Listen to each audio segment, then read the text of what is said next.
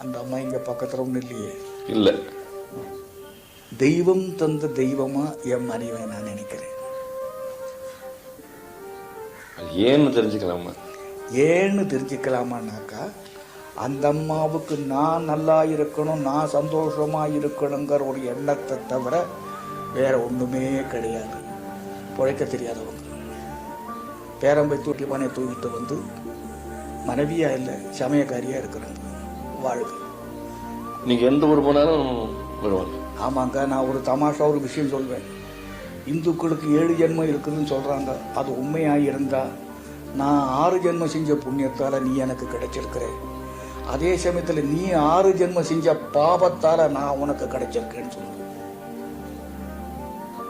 புரியுது? நான் நல்லா இருக்கிறேன், சந்தோஷமாக இருக்கிறேன். எந்த இதை பற்றி நான் சிந்தனை பண்ணுறது கிடையாது. நான் ஒரு அசிங்கமான வெஜிடேரியன். அது இலை புல்லு தான் என்னுடைய மெயின் ஆகாரம். என்ன? இலை புல்லு. இலை புல்லு, அதாவது வெள்ளை புல்லு சாப்பிட மாட்டேன், பட்டை சோம்பு போட்டதை சாப்பிட மாட்டேன், ஐஸ்கிரீம் சாப்பிட மாட்டேன், ஓவல் குடிக்க மாட்டேன், கேக் சாப்பிட மாட்டேன். இப்படி ஒரு வாழ முடியாத ஒரு லெவலில். ஆனால் அந்த அம்மாவே சமைக்க வேண்டிய ஒரு நிர்பந்தம். ஹோட்டலில் போனாலும் நாங்கள் சமைச்சு தான் சாப்பிட்றோம். அது முதல்ல இருந்தே நீங்கள் அப்படி தானே? இல்லை, நான் தான் சொன்னேன், 12 வயசுலேயே பால் மோர் நெய்யெல்லாம் சாப்பிடாம இருந்தேன். இந்த இது அதாவது மாத்தினுடைய ரத்தத்தில் தானே வருது அப்படின்னு.